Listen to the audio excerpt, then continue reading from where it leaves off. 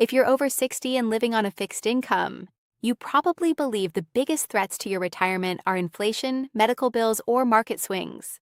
That's what everyone talks about. But while seniors are focused on rising grocery prices and prescription costs, something far quieter has changed, something buried in tax language and IRS notices.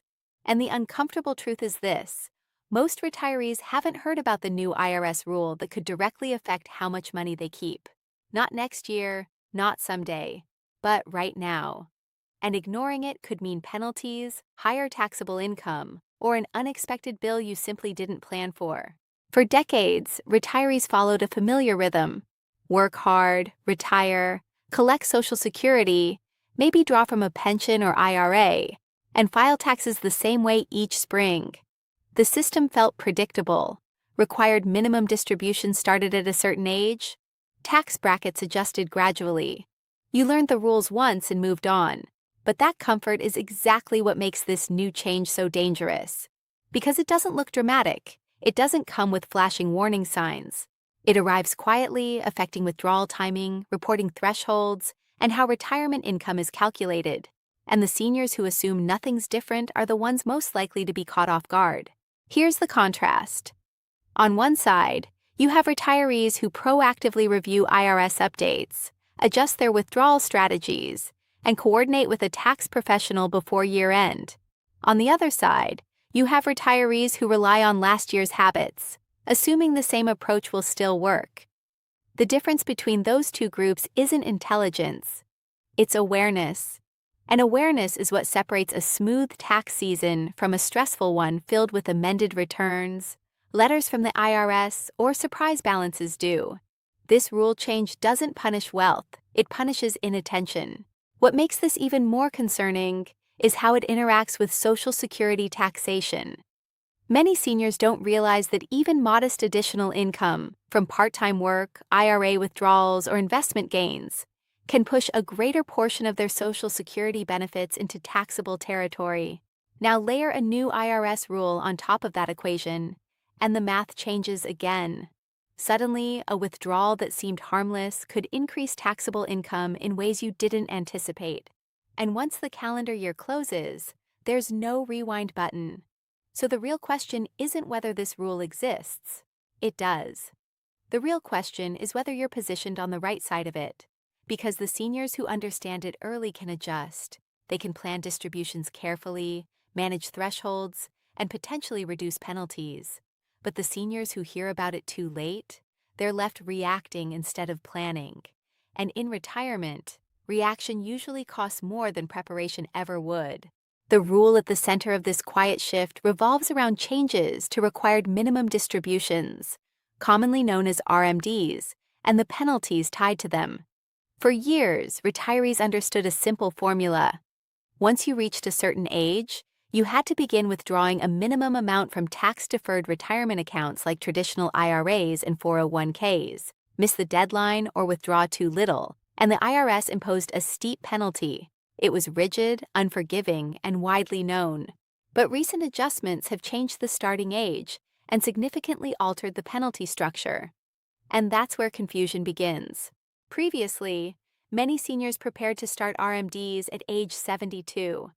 Now, under updated law, the starting age has shifted higher for certain birth years. That sounds like good news at first glance. More time for money to grow tax-deferred, more flexibility. But here's the twist. Delaying distributions can result in larger required withdrawals later, potentially pushing retirees into higher tax brackets when RMDs finally begin. In other words, what looks like breathing room today can create a tax spike tomorrow. Without planning, that spike can ripple into Medicare premium surcharges and increased taxation of Social Security benefits. Then there's the penalty change. Historically, the IRS imposed a 50% penalty on any amount not withdrawn as required. It was one of the harshest penalties in the tax code. Now, that penalty has been reduced significantly. Again, this sounds positive. But the softer penalty has created a dangerous assumption that missing an RMD is no longer a serious issue. It still is. Even with a reduced penalty, the cost can be thousands of dollars, especially for retirees with sizable account balances. And correcting the mistake still requires filing additional forms and navigating IRS procedures many seniors find intimidating. Here's where contrast becomes critical. Some retirees are using the higher starting age strategically. They're performing partial withdrawals in lower income years, converting portions of traditional IRAs to Roth accounts, and smoothing out their tax exposure over time. Others are doing nothing, assuming that because the starting age moved, they can simply wait without consequence. The first group controls their taxable income. The second group risks surrendering that control later when RMDs become mandatory and potentially larger. And remember, retirement accounts don't exist in isolation. They interact with everything else: capital gains, pension income, Social Security benefits, even healthcare costs. A larger RMD can trigger Medicare IRMA surcharges 2 years later, raising monthly premiums without warning. Suddenly, a decision made years earlier echoes forward in ways retirees never anticipated. The new IRS rule isn't about fear, it's about timing and strategy. It rewards those who understand compounding, not just in investment growth, but in taxation. Every year you delay planning is a year the math quietly builds behind the scenes. And when the distribution clock finally starts, the numbers don't negotiate. But RMD age changes, and penalty adjustments are only part of the story. The deeper issue, and the one most seniors completely overlook, is how this new IRS framework reshapes lifetime tax planning. Retirement used to be viewed as a finish line. You stopped working, reduced spending, and managed withdrawals conservatively. Today, retirement is more like a second financial phase, one where strategic income timing can make a measurable difference over decades. And the IRS rule changes have quietly expanded both the risks and the opportunities within that phase. Consider this scenario. A retiree turns 73 and delays taking distributions because the new age threshold allows it. Meanwhile, their portfolio continues growing. Markets perform well for several years. By the time RMDs finally begin, the account balance is significantly higher than it would have been earlier. That means the required withdrawal is larger. Larger withdrawals mean higher taxable income. Higher taxable income can push a retiree into a different marginal bracket, and that shift doesn't just affect the RMD amount. It can increase taxes on investment income and Social Security simultaneously. The snowball effect begins slowly, but gains momentum fast. Now contrast that with a retiree who intentionally withdraws smaller amounts before RMD age. They might fill up the lower tax bracket each year with voluntary withdrawals. They might convert portions to a Roth IRA while tax rates are manageable. By the time mandatory distributions arrive, the traditional account balance is smaller. The required withdrawals are lower. The tax hit is smoother. This isn't about paying more taxes overall. It's about controlling when and how you pay them. Another overlooked piece involves inherited retirement accounts. Recent IRS enforcement of the 10-year distribution rule for many non-spouse beneficiaries has added another layer of complexity.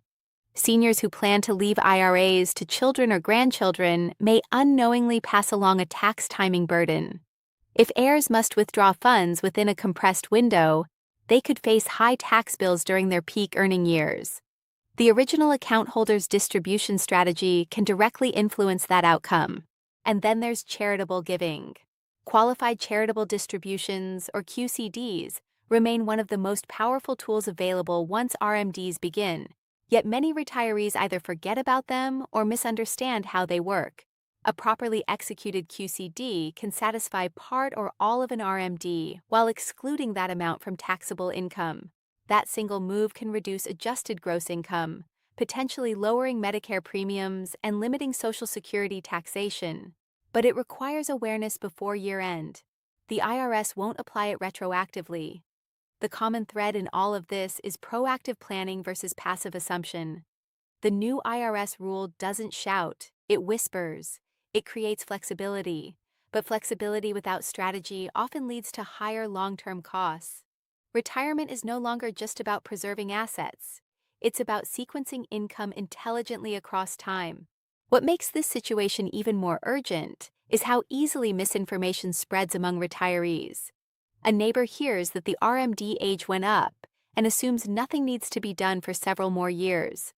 A friend mentions that penalties were reduced and concludes the IRS is being lenient now.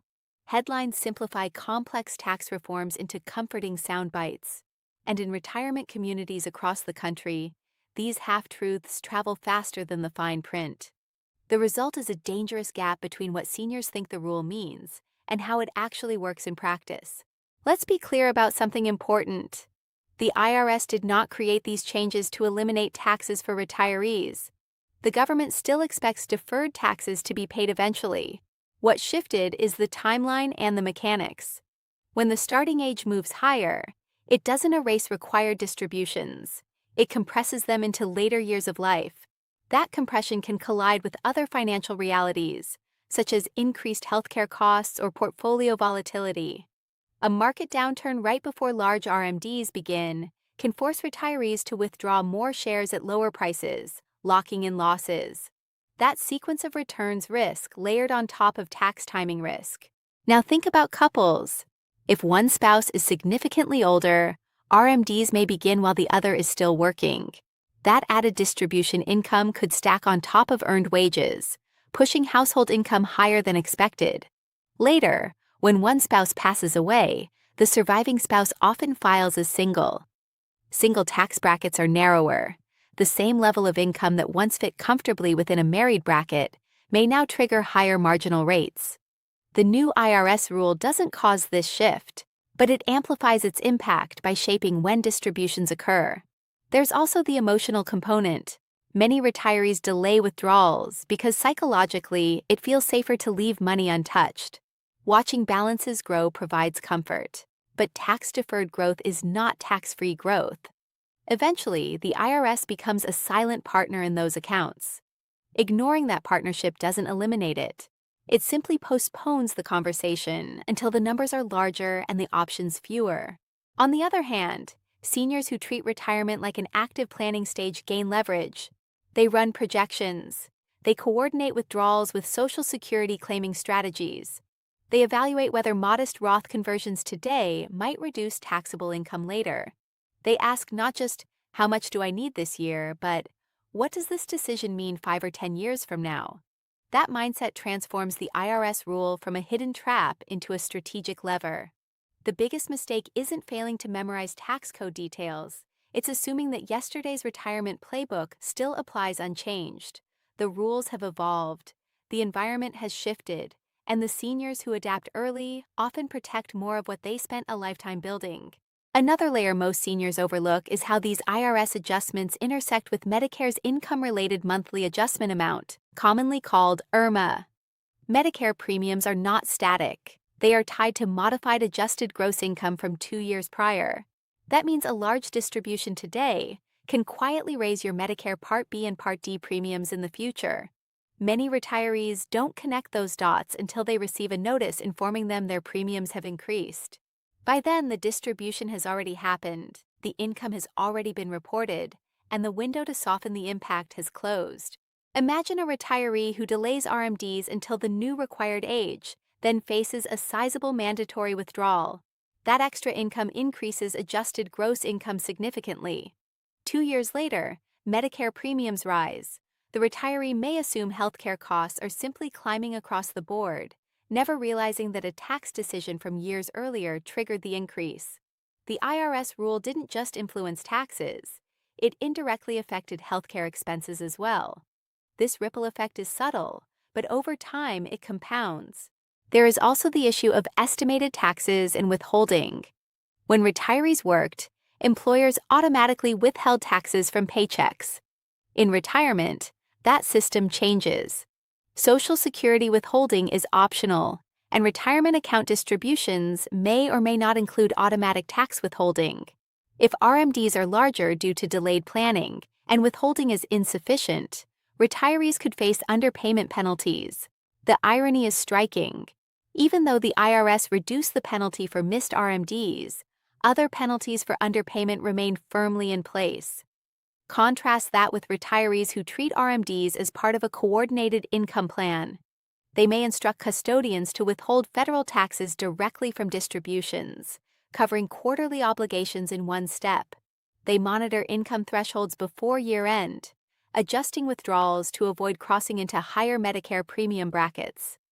They understand that flexibility in timing is powerful only if used intentionally. Another critical factor is state taxation. While some states exempt retirement income, others tax distributions fully or partially. A move across state lines during retirement can dramatically alter the net impact of RMDs. Seniors relocating for lifestyle reasons may unintentionally increase their tax exposure if they fail to evaluate how their new state treats retirement income. Again, the IRS rule interacts with a broader financial ecosystem. Ultimately, what makes this rule so important isn't complexity alone, it's accumulation. Each decision, when to withdraw, how much to convert, whether to withhold, may seem small in isolation. But retirement spans decades. Small tax inefficiencies multiplied over time can quietly erode significant wealth. And once distributions become mandatory, flexibility narrows. The seniors who thrive under these new rules are not necessarily wealthier. They are simply more deliberate. They recognize that retirement tax planning is not a once-a-year task completed in April. It is an ongoing process shaped by timing, thresholds, and foresight. So where does this leave the average senior who just wants clarity, not complexity? It leaves you at a crossroads between passive retirement and proactive retirement. The new IRS rule is not a crisis. It's not designed to trap responsible retirees. But it does quietly shift the burden of awareness onto you. The government extended timelines and softened penalties, yet those adjustments increase the importance of strategic timing. Flexibility without planning becomes exposure. Flexibility with planning becomes opportunity. Start with a simple mindset shift. Instead of asking, "When am I required to take money?" begin asking, "When is the smartest time to take money?" Those are two very different questions. The first one waits for the IRS to dictate action.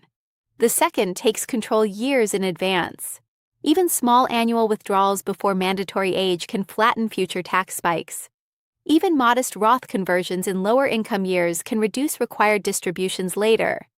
These decisions don't require extreme wealth. They require intention. Next, recognize that retirement accounts are only one piece of the puzzle. Coordinate withdrawals with Social Security strategy. If delaying Social Security increases benefits later, it may create a window for lower tax withdrawals now. Evaluate whether charitable goals align with qualified charitable distributions once eligible. Review beneficiary designations to ensure heirs are not forced into unfavorable tax compression under the 10-year rule. Each of these elements connects back to the same theme. Timing matters more than most retirees realize. Most importantly, don't let silence create false security. The absence of alarming headlines does not mean the absence of financial impact. Tax law evolves gradually, often buried in broader legislation. By the time mainstream conversation catches up, proactive planning windows may already be closing. Seniors who review income projections annually, especially as they approach required distribution age, position themselves to adjust before thresholds are crossed. Here's the empowering truth. The IRS rule change can work in your favor if you understand it early. A higher starting age allows strategic pre-distribution planning. A reduced penalty lowers catastrophic risk if an honest mistake occurs. Greater flexibility opens room for income smoothing across years. But none of those advantages activate automatically. They require awareness and action. Retirement is no longer just about preserving principal and earning returns. It's about orchestrating income in a way that minimizes lifetime tax friction. The seniors who treat this phase as dynamic rather than static often retain more control, more predictability, and ultimately more peace of mind. The biggest mistake isn't failing to memorize tax code sections. It's assuming nothing changed. Something did. And the difference between reacting later and planning now could shape how much of your retirement income you truly keep.